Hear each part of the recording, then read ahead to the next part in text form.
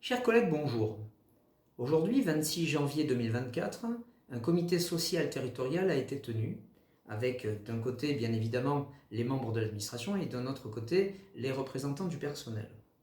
Le premier point à l'ordre du jour était un point relatif à l'organisation des services. Le second point, vous l'attendiez depuis longtemps, était un point relatif à la prime exceptionnelle de pouvoir d'achat. Le troisième point était un dispositif particulier du temps de travail, notamment pour les personnels des routes, qui a été remis sur la table avec des ajustements. Et le quatrième point était le rapport d'activité sur la laïcité, une information. Concernant le premier point, une organisation des services, souvenons-nous, il y a 2 ans, à grands coups de tambour et de trompette, la mission innovation qui concentrait le Green Deal et le Smart Deal a été créée sur une volonté visiblement de notre administration et notamment du président. Sans autre forme d'explication particulière, il a été décidé de mettre fin à cette mission innovation et en expliquant simplement que ce mode d'organisation avait trouvé ses limites. Bon, la CFDT a fait une remarque disant que c'était un peu surprenant et que la dimension de projet et la dimension départementale en remettant les agents dans la direction était à notre sens moins prédominante que ce qu'elle était actuellement. Mais bon, visiblement, ça a trouvé ses limites, sans explication particulière. Donc les agents, pour 2 d'entre eux, repartent à la DGR et pour un autre agent, s'en va à la DTNRU, dont acte. Bon.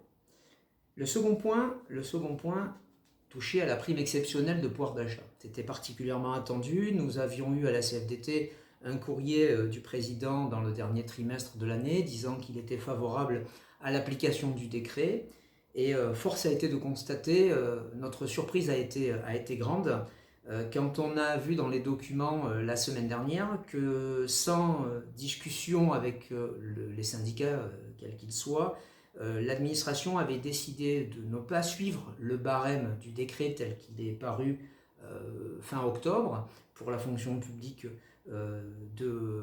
territoriale, qui était le même que le barème de la fonction publique de l'État. Et donc l'administration a décidé de n'octroyer, entre guillemets, que 300 € à la totalité des agents qui remplissent les conditions.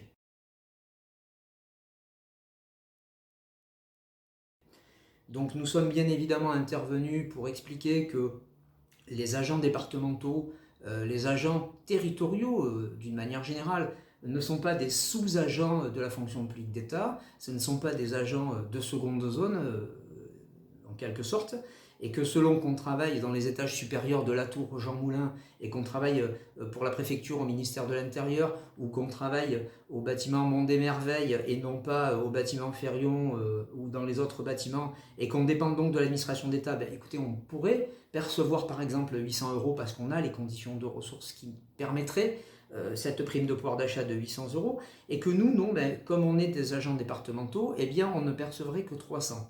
J'ai donné l'exemple aussi de l'agent qui est embauché par l'éducation nationale et qui travaille dans un collège et qui est surveillant dans le collège et qui lui peut peut-être potentiellement percevoir 800 € avec son collègue qu'il croise tous les jours et qui est dans les cuisines ou qui travaille à la maintenance des collèges ou qui fait le ménage, qui va avoir exactement le même grade et qui lui prendra 300 €. Bon, je trouve que nous avons exprimé le regret de cette mesure qui fait un énorme clivage entre agents, entre fonctionnaires.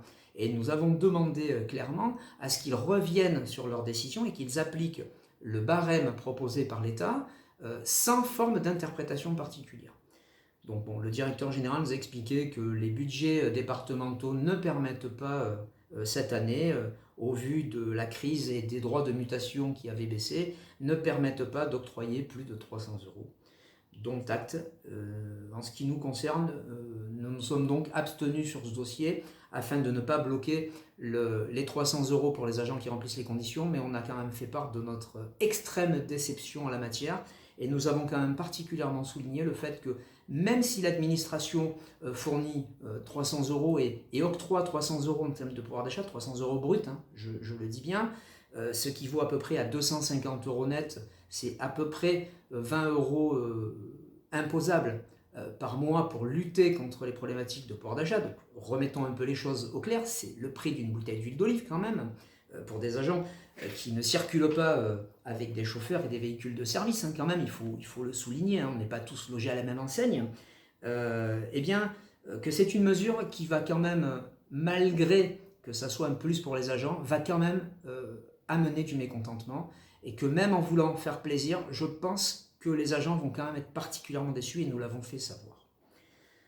Voilà, le point supplémentaire qui avait été apporté, c'est un dispositif particulier de temps de travail pour les personnels routiers qui voulait rebouger des bornes horaires d'un quart d'heure, et il a été proposé d'intégrer dans les plages fixes pour les agents routiers de 8h à 12h et de 13h30 à 16h30, alors même qu'il avait été demandé 16h15 et non pas 16h30 pour pouvoir avoir le protocole horaire qui allait bien.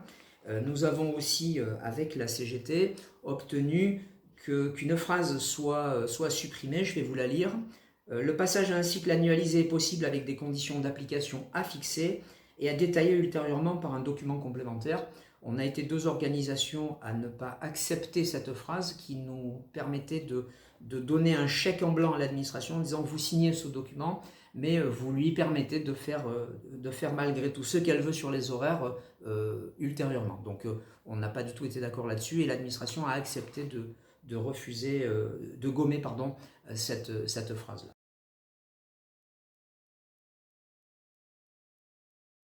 Voilà. Et ensuite, nous avons eu un rapport sur la laïcité.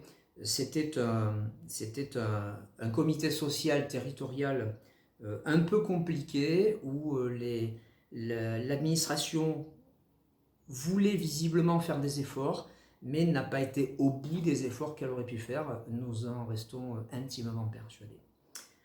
Nous restons à votre disposition pour de plus amples renseignements. À bientôt. Au revoir.